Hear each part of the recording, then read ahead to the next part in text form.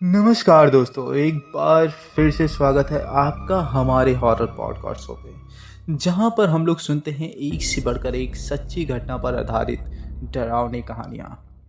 तो देर ना करते हुए चलिए आज की कहानी की शुरुआत करते हैं और उम्मीद करते हैं यह भी कहानी आपको बहुत पसंद आएगी।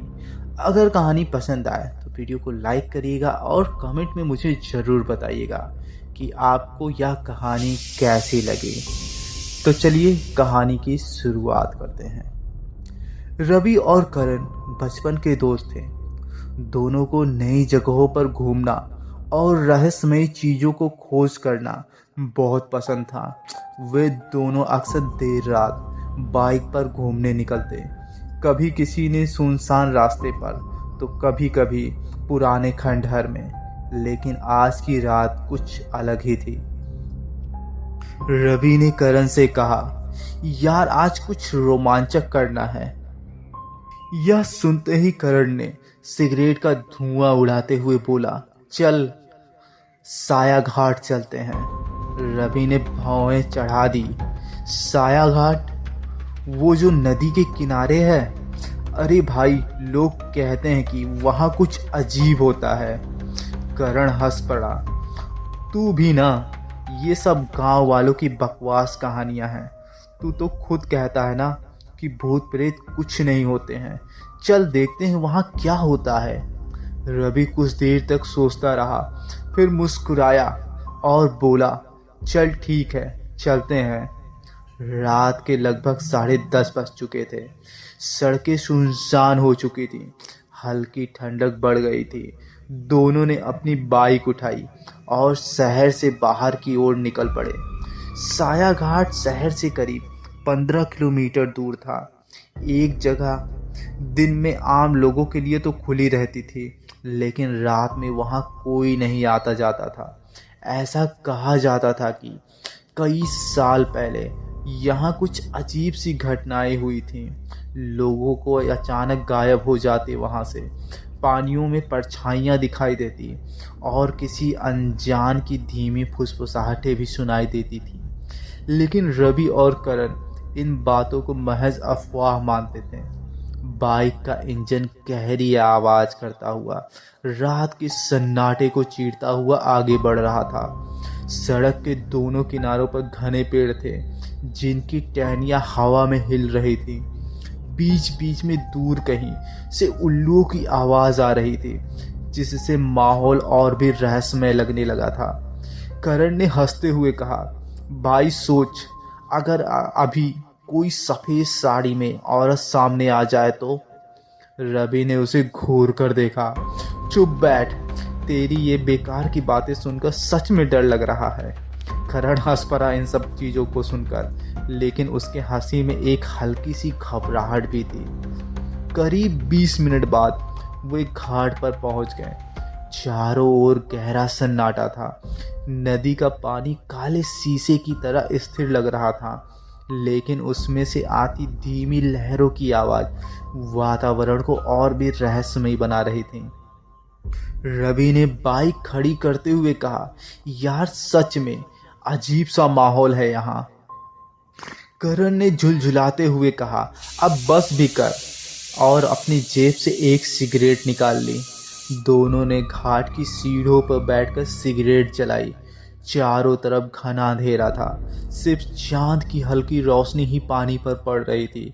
करण ने पहला कस लिया और धीरे से कहा, भाई सोच, अगर सच में यहाँ कुछ होता तो? रवि ने भी धुआं छोड़ते हुए कहा, तो तू क्या यहाँ भूत और बोलेगी क्या कि भाई एक सिगरेट पिला दे? रवि ने ऐसा कहा ही था, तभी उन दोनों के कानों में वही आवाज़ गूंज पड़ती है और वह आवाज़ कहती है, भाई एक सिगरेट मिलेगी क्या? रवि और करण का खून मानो जम सा गया हो यह सुनते ही।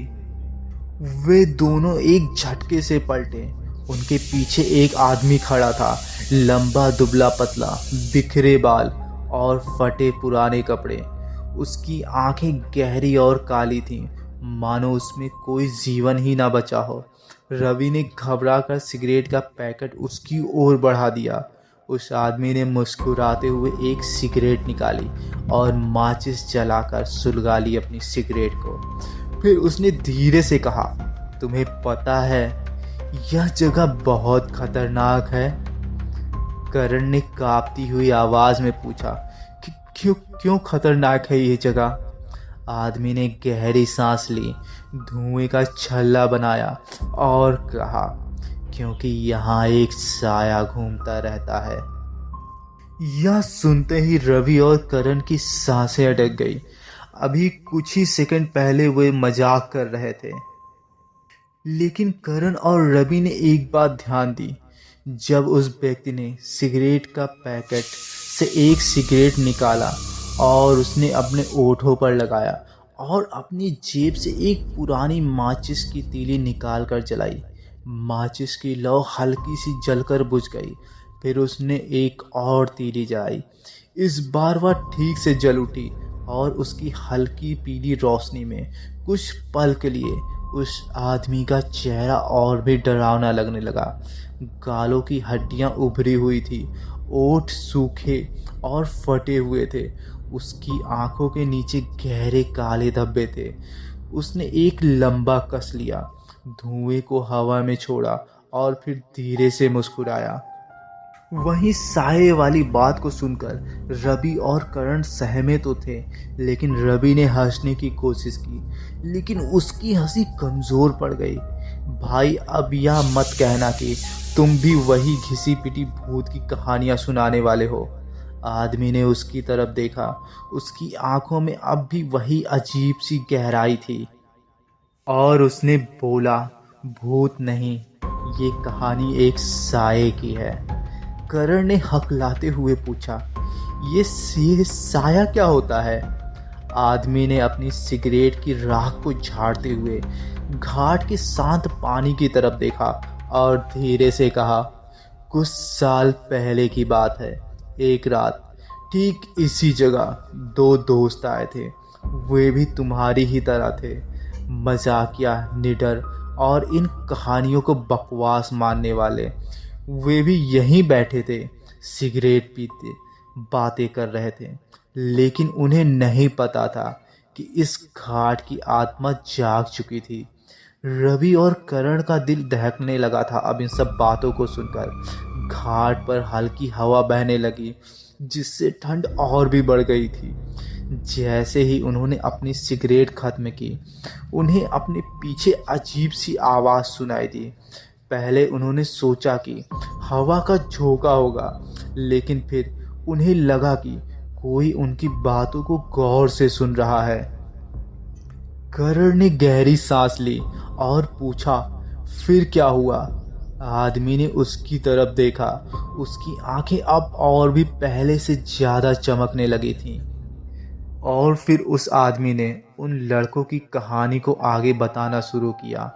उन्होंने जब पलट कर देखा तो वहाँ कोई भी नहीं था, सिर्फ अंधेरा था।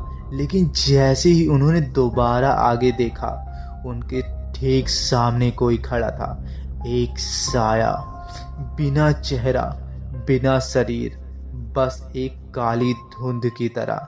रवि ने घबराकर इधर उधर देखा। अब भी घाट पर उतना ही सन्नाटा था, लेकिन हवा में एक भारीपन महसूस होने लगा था। लेकिन उन दोनों को घबराहट के साथ उस आदमी की कहानी में बहुत इंटरेस्ट भी आ रहा था। करण ने घबराते हुए पूछा, फिर क्या हुआ उन दोनों के साथ? आदमी ने सिगरेट का आखिरी कस लिया, उसे जमीन पर फेंक दिया और अपने जूतों से कुचलते हुए कहा, वे भागने लगे, लेकिन यहाँ से भाग पाना आसान नहीं था। यह सुनते ही करण और रवि की आंखें चौड़ी हो गई। और फिर उस आदमी ने कहानी को आगे शुरू किया।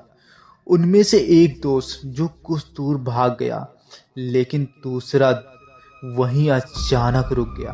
उसके शरीर ने हिलना बंद कर दिया, उसकी आंखें सफ़ेद हो गईं और उसकी सांसें धीमी पड़ गई। इधर रवि और करण दोनों अब पूरी तरह से उस आदमी की कहानी में खो चुके थे। फिर उसने कहानी को और आगे बढ़ाया। उसका दोस्त चिल्लाया, उसे हिलाने की कोशिश की, लेकिन वह बस वहीं खड़ा रहा, एकदम निष्प्राण। और फिर आदमी रुका। उसने एक गहरी सांस ली। फिर उस आदमी ने धीरे धीरे अपना सर घुमाया और अपने ही दोस्त की ओर देखने लगा, लेकिन वह अब वहीं नहीं था। उसकी आंखें पूरी तरह सफ़ेद हो चुकी थी। उसके होठों पर एक अजीब सी मुस्कान थी। वह अब सिर्फ एक शरीर था जिसमें आत्मा नहीं थी। करण ने कांपते हुए पूछा, फिर क्या हुआ उसके साथ? आदमी ने हल्की सी मुस्कान दी और धीरे से कहा, वह कभी वापस नहीं आया। और उसके दोस्त ने जब पीछे मुड़कर देखा तो वह साया अब ठीक उसके पीछे खड़ा हुआ था। रवि और करण ने शरीर के ठंडक दौड़ चुकी थी उनके। अचानक घाट पर हवा और तेज हो गई। रवि ने जबरदस्ती मुस्काने की कोशिश की। भाई, बढ़िया कहानी सुनाई, पर ये सब सच थोड़ी ना है। आदमी ने उसकी तरफ देखा। उसकी आंखों में कुछ ऐसा था जिससे रवि का दिल तेजी से धड़कने लगा। करण ने धीरे से कहा, लेकिन तुम यह सब ऐसी बता रहे हो जैसे तुम वहां थे। आदमी ने कोई जवाब नहीं दिया। वह बस उन्हें देखता रहा। फिर उसने धीरे से मुस्कुराते हुए कहा, क्योंकि मैं वही साया हूँ। यह शब्द मानो जैसे हवा में घुल गए हों। घाट पर मौत का सन्नाटा छा गया हो। रवि और करण के शरीर में सिहरन दौड़ गई। करण के हाथ से सिगरेट गिरकर जमीन पर गिर गई, लेकिन उसे इस बात की कोई परवाह नहीं थी। उनका दिमाग सुन्न हो चुका था। करण ने कांपती हुई आवाज में कहा, तुम मजाक कर रहे हो ना? लेकिन वह आदमी अब भी मुस्कुरा रहा था। उसकी मुस्कान और चौड़ी हो चुकी थी, अप्राकृतिक रूप से चौड़ी, जैसे उसका चेहरा किसी इंसान का नहीं बल्कि किसी अजीब भयावह चीज का हो। रवि ने जल्दी से अपनी जेब से मोबाइल निकाला और उसकी फ्लैश लाइट ऑन करने की कोशिश की, लेकिन स्क्रीन ब्लैक हो चुका था। करण ने भी अपनी जेब से फ़ोन निकाला, लेकिन उसका भी फ़ोन बंद हो चुका था। रवि ने घबराकर करण से कहा, भाई ये क्या हो रहा है? करण लगभग चिल्ला पड़ा, चल यहाँ से भागते हैं। दोनों तेजी से उठे और घाट की ओर से भागने लगे, लेकिन तभी हवा अचानक बहुत ठंड हो गई। इतनी ठंडी होने के कारण शरीर के रोंगटे खड़े हो चुके थे उन दोनों के। घाट पर बहती हवा में अब अजीब सी सरसराहट थी, जैसे कोई धीमी आवाज में फुसफुसा रहा हो। और तभी एक भयानक सी हंसी पूरे वातावरण में गूंज उठती है। और यह हंसी उसी आदमी की होती है, लेकिन यह हंसी एक इंसानी जैसी नहीं होती है। करण और रवि ने डर की ओर से वहां देखा, लेकिन वहां कोई आदमी नहीं होता है। सिर्फ और सिर्फ उसकी हंसी ही चारों तरफ सुनाई दे रही होती है। करण और रवि की रूह कांप गई। रवि ने हकलाते हुए कहा, वह कहाँ गया? भाई, कुछ गड़बड़ है, भाग यहाँ से। करण चिल्लाया और तेजी से घाट की सीढ़ियों की ओर दौड़ पड़ा। रवि भी उसके पीछे भागा, लेकिन जैसे ही उन्होंने घाट से ऊपर चढ़ने की कोशिश की, हवा और ठंडी हो गई। इतनी ठंडी कि मानो उनकी सांसें जमने लगी। लेकिन फिर पूरे घाट पर धुंध फैलने लगी, गाढ़ी सफ़ेद धुंध, इतनी गहरी कि वे मुश्किल से एक दूसरे को देख पा रहे थे। रवि ने डर से चिल्लाया, करण मेरे पास ही रहना, मैं यहीं हूँ भाई, जल्दी चल। लेकिन तभी करण को अपने कंधे पर किसी ने थपथपाने की एहसास होता है। उसका दिल जोरों से धड़क उठा। उसने धीरे धीरे पीछे मुड़कर देखा। वही आदमी उसके ठीक पीछे खड़ा था, लेकिन अब वह पहले जैसा नहीं था। उसका चेहरा अजीब तरीके से बदल चुका था।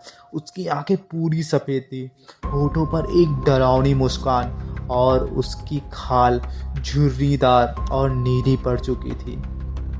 अब उस आदमी ने एक भयानक स्वर में फुसफुसाया, तुम भाग नहीं सकते हो यहाँ से, करण इतना सुनते ही चीख पड़ा। रवि ने मुड़कर देखा और उसके पैरों तले से जमीन खिसक गई। करण ने पूरी ताकत से दौड़ने की कोशिश की, लेकिन उसके पैर जकड़ने लगे थे। ऐसा लग रहा था जैसे कोई ठीक उसे खींच रहा हो। रवि ने उसकी बाजू पकड़कर खींचने की कोशिश की, लेकिन करण का शरीर भारी हो चुका था। और तभी गूंजती हुई हंसी फिर से सुनाई दी। करण की आंखें चौड़ी हो गई। उसके सामने अब घना अंधेरा होने लगा था। वह आदमी धीरे धीरे उसके पास आ रहा था, लेकिन उसके पैर जमीन पर नहीं थे, वह हवा में तैर रहा था। रवि ने पूरी ताकत से करण को खींचा और उसे लेकर घाट की ओर भागा, लेकिन अब घाट की सीढ़ियां अंतहीन लग रही थीं। वे दौड़ते रहे, लेकिन ऊपर पहुंचने का कोई नामो निशान तक नजर नहीं आ रहा था।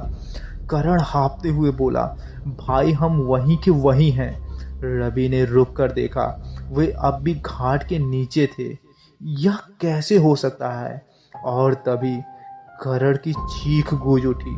रवि ने देखा कि करण हवा में उठा हुआ है, जैसे कोई अदृश्य शक्ति ने ऊपर खींच रही हो उसे। करण का शरीर कांप रहा था, उसकी आंखें सफेद हो रही थी। नहीं करण नहीं, रवि ने उसकी ओर हाथ बढ़ाया, लेकिन जैसे ही उसने करण का हाथ पकड़ा, एक तेज झटका लगा और वह पीछे गिर पड़ा। करण की चीखें गूंजती रही और फिर एक पल में वह पूरी तरह गायब हो गया। चारों ओर सिर्फ गहरी खामोशी थी। रवि का दिल जोर जोर से धड़क रहा था। भी करण के कानों में एक और आवाज़ सुनाई देती है और वह कह रही होती है, अब तुम्हारी बारी है करण।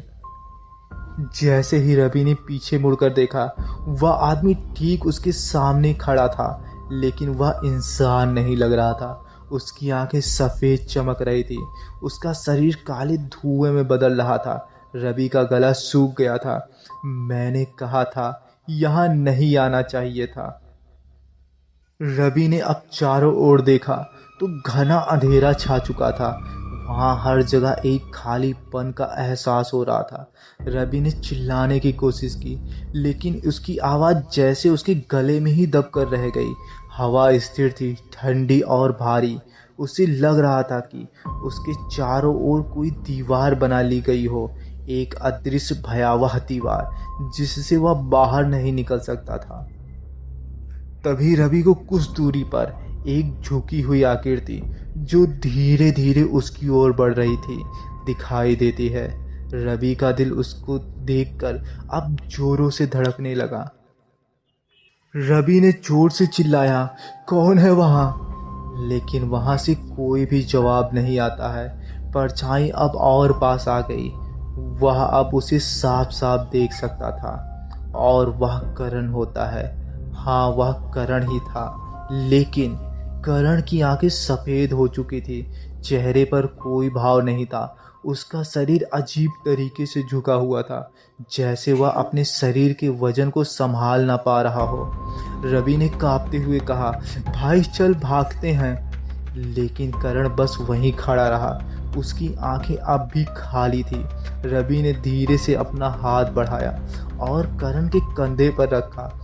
जैसे ही उसका हाथ करण को छूता है, करण की गर्दन अचानक एक अजीब तरीके की आवाज़ करते हुए मुड़ जाती है। उसका सिर अब उल्टा हो चुका था। उसकी सफ़ेद आंखें धीरे से रवि की ओर घूर रही होती हैं। रवि के मुंह से कोई आवाज़ नहीं निकल पाई। उसकी सांसें अटक गई।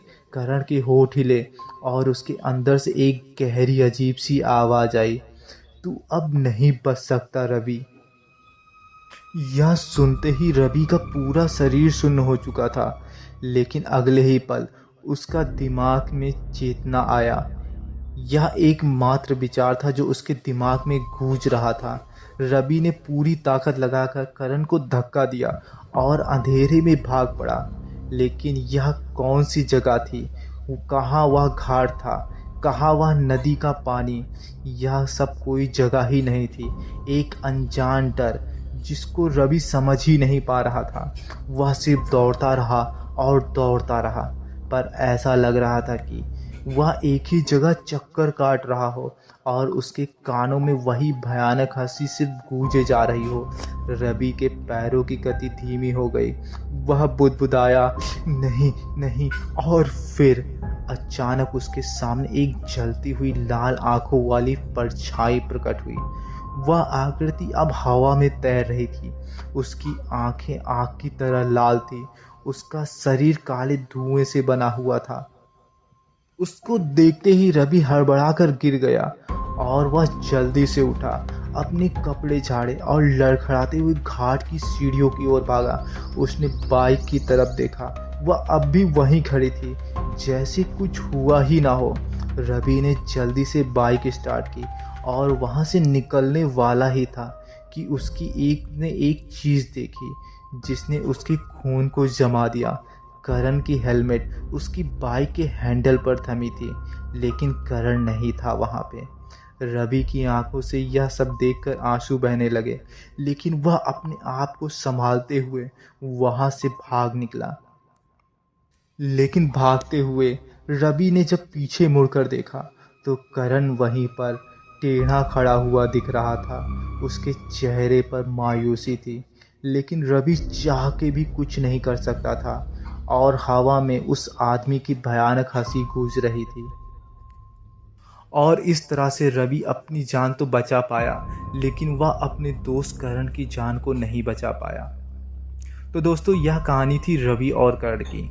उम्मीद करते हैं यह कहानी आपको बहुत पसंद आई होगी। अगर पसंद आई होगी तो वीडियो को लाइक करिएगा और चैनल को सब्सक्राइब करिएगा। फिलहाल मिलते हैं किसी नई कहानी के साथ, और वीडियो पूरा सुनने के लिए आप लोग का बहुत बहुत धन्यवाद।